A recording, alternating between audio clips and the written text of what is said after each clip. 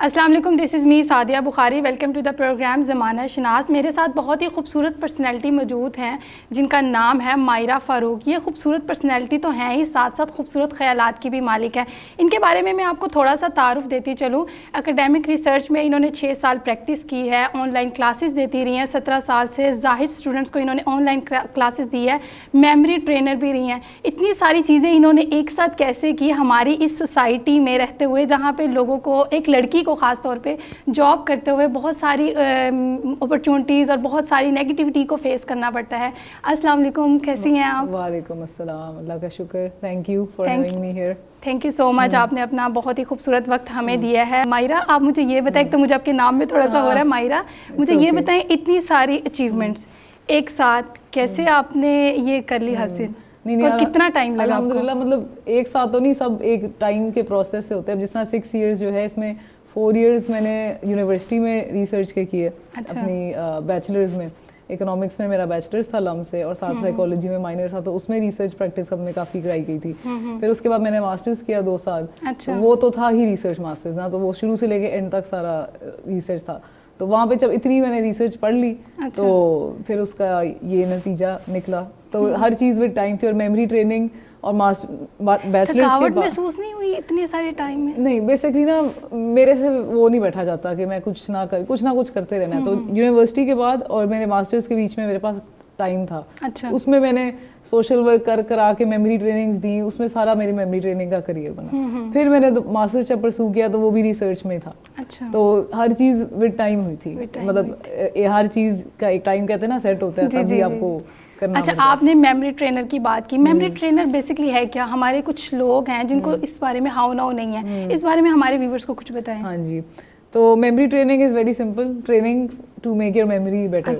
Basically कि कम time में ज़्यादा आप कैसे याद कर सकते हैं। अच्छा। बेसिकली यही है कि, और मेरी ट्रेनिंग से ये मुराद है कि उसमें मैं लोगों को ना टेक्निक्स बैठ के, बच्चों को, बड़ों को, सबको, कोई भी एज लिमिट हो, बैठ के उनको मैं वो टेक्निक्स सिखाती हूँ और कराती हूँ। अच्छा। मतलब बताने का तो मैं अभी भी बता दूँ सबको कि जी ये है, आप ये कर लें, आपकी मेमोराइजेशन बढ़ जाएगी, लेकिन करेगा कोई नहीं करेगा। तो वो ऐसी टेक्निक्स हैं कि एक दफ़ा उनको जब मैं कराती हूँ, जब वो देखते हैं कि वाकई मेरी बैठे बैठे ही रिकॉल बढ़ गई है, मतलब रिटेंशन बढ़ गई है, तो फिर कॉन्फिडेंस आता है ना, तो फिर वो खुद भी प्रैक्टिस कर लेते हैं। इसके लिए आपने 6 साल का अरसा था? नहीं, इसमें 6 साल का अरसा नहीं था।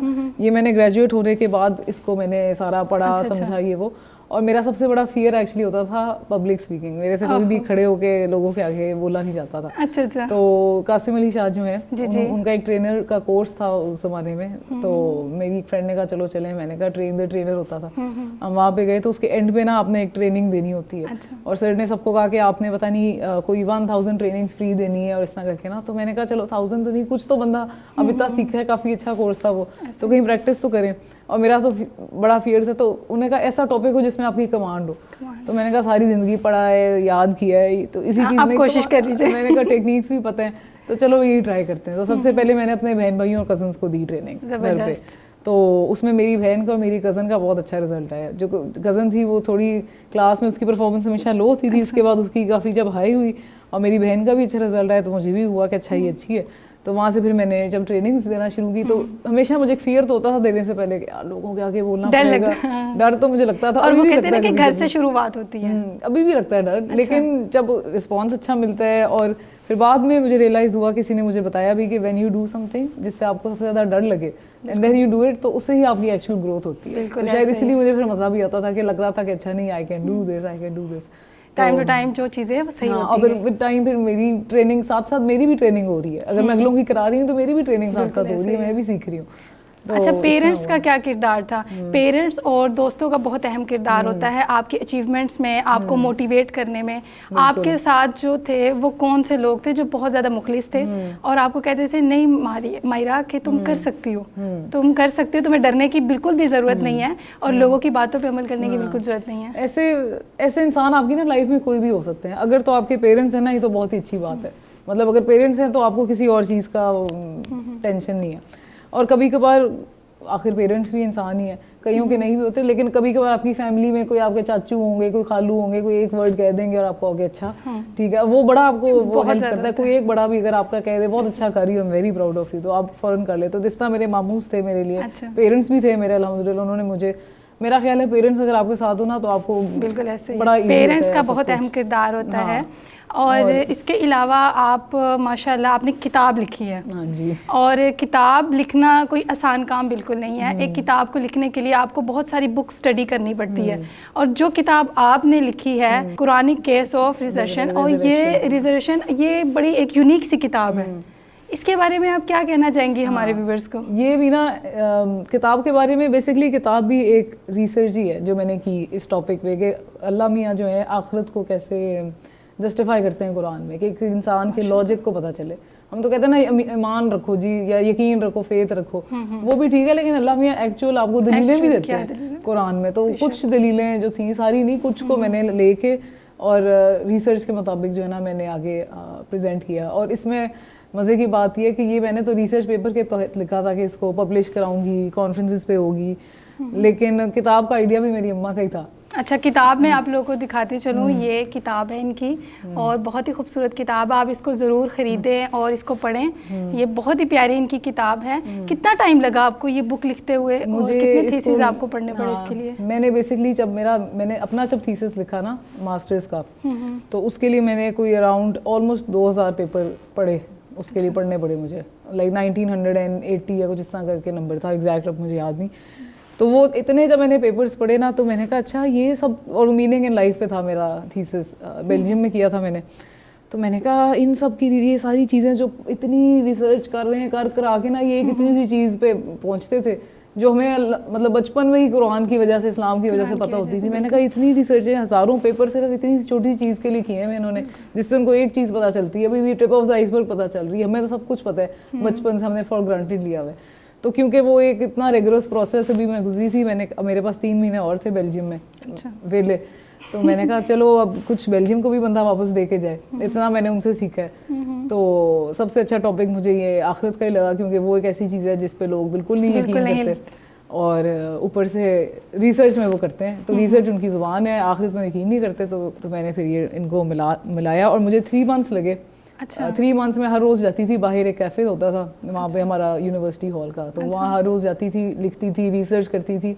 फिर कुछ ऐसे लोग ऑटोमेटिकली अल्लाह की तरफ से ना मिल जाते थे जिनको काफ़ी चीज़ों पे कमांड होती थी, मुझे नहीं पता होती थी। फिर उनके साथ डिस्कशंस करनी, मीटिंग्स करनी, उन्होंने मुझे सिखाना, बताना, फिर लिखना। फिर मेरी एक फ्रेंड वहाँ पे होती थी, वो क्रिश्चियन है। अच्छा। उसको मैं बताती यार मैंने यूँ लिखा है तो तुम बताओ कैसा है, मतलब एक डायलॉग चलता था। फिर मुझे लोगों की हेल्प आपको मिली इस बुक को लिखने में? काफ़ी उनका मैंने बीच मोटिवेशन उसमें मैंने उनका नाम भी लिखा है। मतलब वो इस तरह था कि जिस तरह वहाँ पे मुझे एक 17 ईयर ओल्ड एक बच्चा मिला, 17 ईयर्स का था, लेकिन उसकी हिस्ट्री की नॉलेज इतनी थी कि मतलब एक बंदा भी अगर हिस्ट्री जी आजकल तो वैसे बच्चे बहुत ज़हीन फिर भी उसको नहीं, उसको बहुत, और उसको इस्लामिक हिस्ट्री इतनी पता थी, वो मुझे बता रहा होता था आपके इस्लाम में मुसलमानों ने ये किया था, ये गोल्डन एज थी, और वैसे ही उसने बातें बताई जो मुझे भी नहीं पता। तो एक लेक्चर मैंने उससे लिया, हालांकि वो बच्चा वो भी कहे पता नहीं कौन है ये, इतनी मुझसे आके लेक्चर ले रही है, उसने दिया। फिर वहाँ पे और ये सारे मेजॉरिटी वहाँ पे नॉन मुस्लिम्स ही थे जिनसे मैंने इस तरह हेल्प ली थी। अच्छा, अब क्या इरादा है, इसके अलावा भी कोई बुक लिखेंगी? तो माशाल्लाह आप राइटर भी हैं और आपकी इतनी रिसर्च भी है और आपने इतना स्टडी भी किया है। कोई प्लान है कि इसका रिस्पांस आपको इतना अच्छा मिला है कि आप चाहती हैं कि इसी पे ही या कोई और टॉपिक हो जिसके ऊपर मैं किताब लिख सकूं? हाँ, मैं एक्चुअली एक और लिख रही हूँ, वो भी एक रिसर्च पेपर ही है, और अगर वो इतना हो गया कि उसको एक बुक फॉर्म में कर सकते हैं, अगर इतना बड़ा हुआ तो इंशाल्लाह उसे भी करूँगी।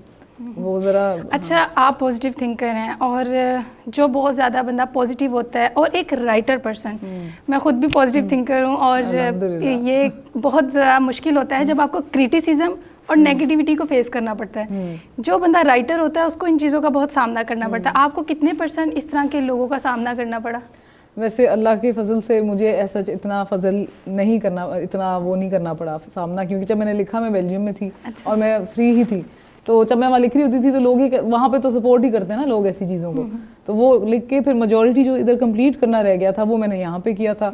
और ज़्यादातर हमेशा आपको घर से ही क्रिटिसिज्म मिलता है, तो वो अल्लाह का शुक्र है कि मुझे ऐसा नहीं मिला। अच्छा, लड़कियों को क्या पावरफुल मैसेज देना चाहेंगी जो लोग जॉब करना चाहती हैं, कोई राइटर है, अगर बिजनेस व्हाटएवर जो भी करना चाहती हैं, ऐसी क्या मोटिवेशन उनको देना चाहेंगी कि वो आपकी इस जर्नी से, इस मैसेज से मोटिवेट हो सके?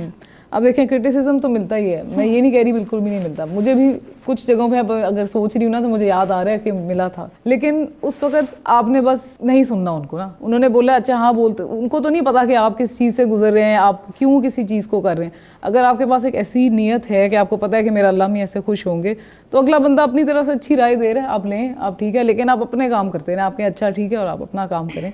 और किसी की बात, वो एक अच्छी एडवाइस है मेरी अम्मी ही देती हैं कि दोनों कानों का इस्तेमाल करो, एक कान से सुनी और दूसरी कान से निकाल दी, अगर वो आपको नीचे ले जाने वाली एडवाइस है। बिल्कुल ऐसे ही आपने मायरा फ़ारूक की बातें सुनी और उनकी खूबसूरत सी जर्नी के बारे में जाना।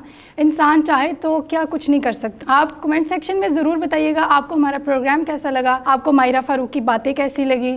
इसी के साथ इजाज़त दीजिए अपनी होस्ट सादिया बुखारी को, तब तक के लिए जब तक हम नए मेहमान के साथ हाजिर नहीं होते। अल्लाह हाफिज़।